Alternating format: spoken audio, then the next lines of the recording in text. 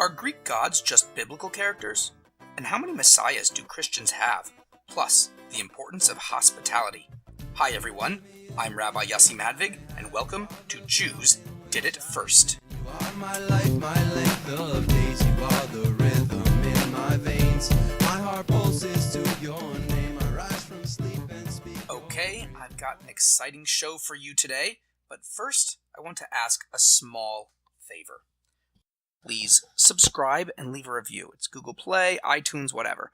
Also, if you'd like to donate to help contribute to the podcast, please go to jewishoswego.org/Jews Did It First. Just click on the Make a Donation button in the upper right-hand corner. And now, Jews Did It First. Have you ever noticed similar stories or customs among a group of people that developed in nearby regions?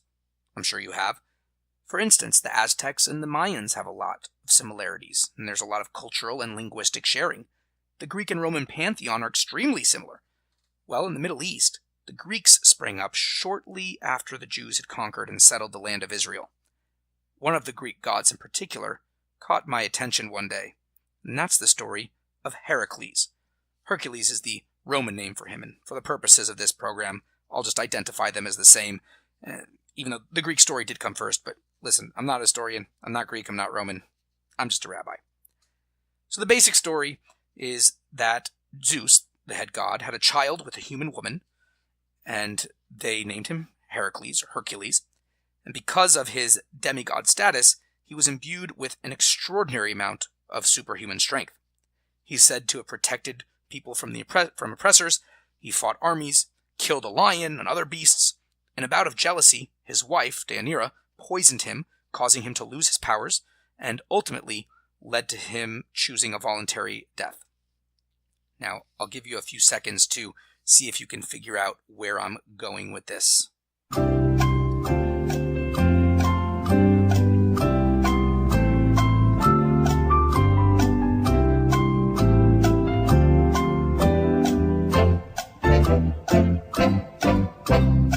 Figure it out?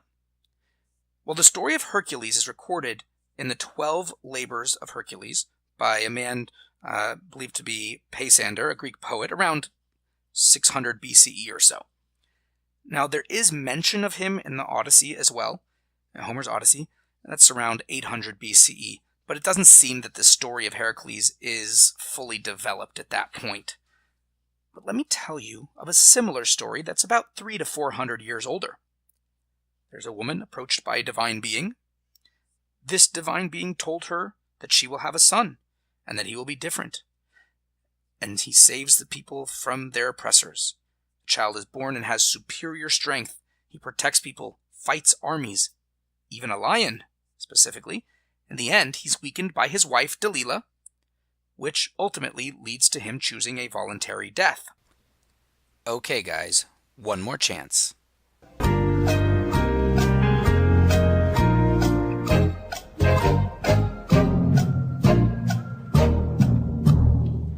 Figure it out yet? I'm speaking, of course, about Samson, Shimshon in Hebrew. As recorded in Judges 13 through 16, Samson leads the Jews for a period of about 20 years. Now, clearly there are some big differences between the two stories, and I can't prove that the Greeks plagiarized part of the biblical narrative. And of course, I would contend, obviously, that the biblical story is true and the Greek stories are false. But the similarities are uncanny. Both were born with divine intervention. Of course, by Samson, God didn't actually impregnate the mother. That's just a little too pagan, you know. Both had superhuman strength. Both slayed a lion, and both fought glorious battles with this superhuman strength, of course. Both of their downfalls were caused by their wives. Samson's wife cut his hair, which invalidated his Nazirite status, causing him to lose his strength. Hercules' wife gave him a poisoned shirt, which weakened him. Even the names of their wives are kind of similar. Samson's wife, her name was Delilah, and Hercules married Deianira.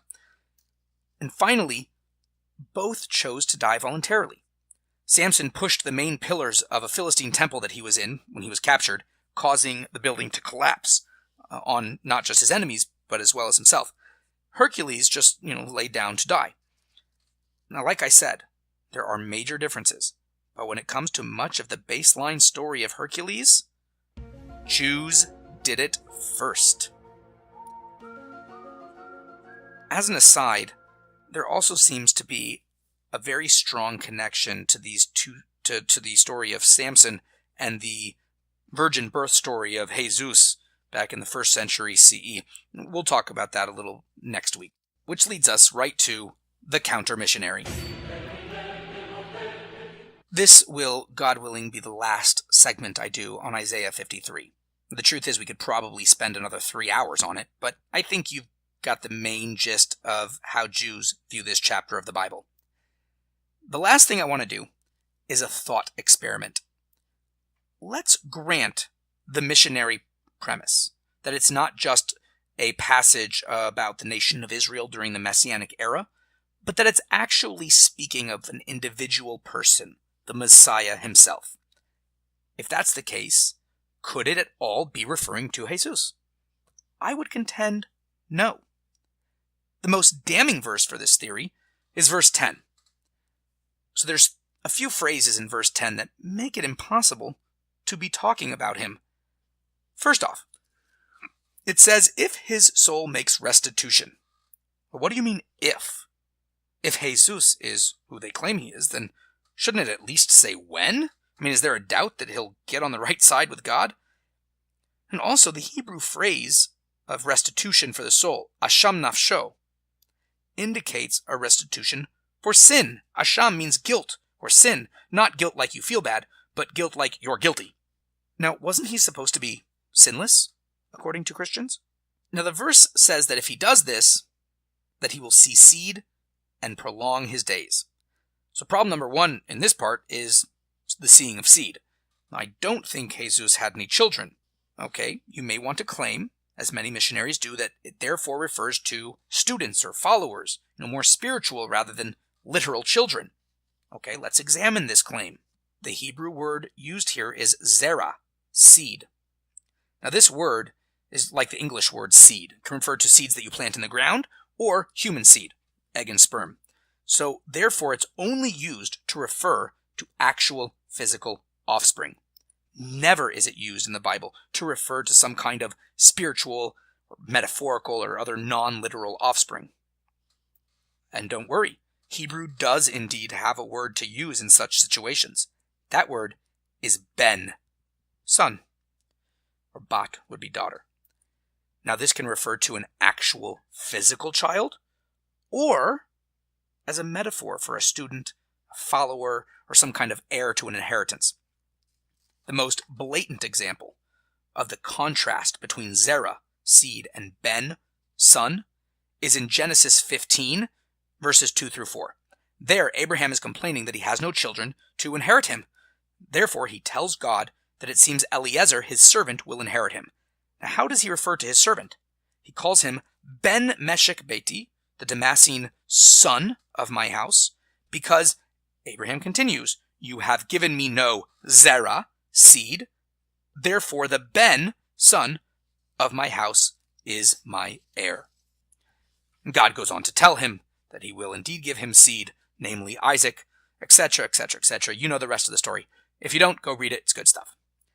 Now, the second problem is this prolonging of days. Now, the last time I checked, Jesus was supposedly pretty young when he died.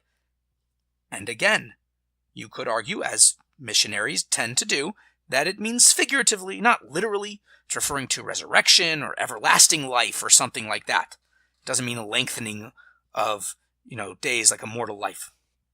Again, language does not seem to support this claim. There is a way to speak about everlasting life.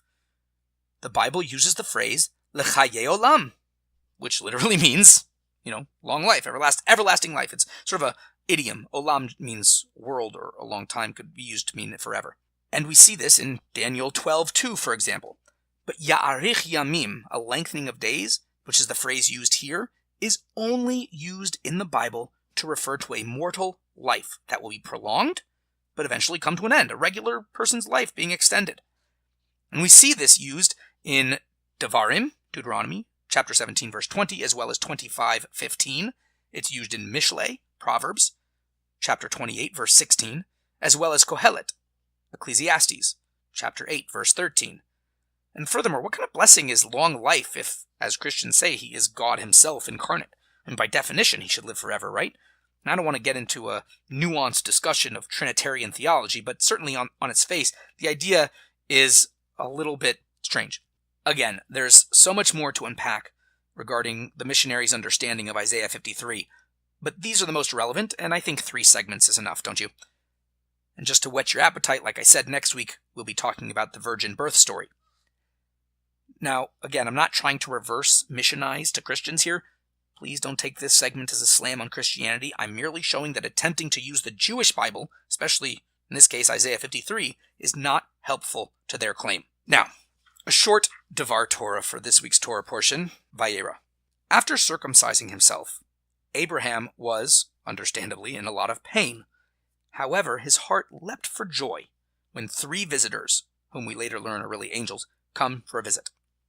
Without hesitation, Abraham gets up, personally prepares a feast, and waits on his guests. There's a lot more to the story, but what I want to focus on is this aspect of having guests. In Judaism, it's a mitzvah called Hachnasat Orchim, welcoming guests. Of course, our lives are busy, and of course we have lots of important things to do, and we may even be having a difficult time right now. But welcoming a traveler into your home should take precedence. They're on the road. They're out of their environment, and they need your help and support. And this reminds me of a story of a couple, husband and wife, named Eliezer and Sarah.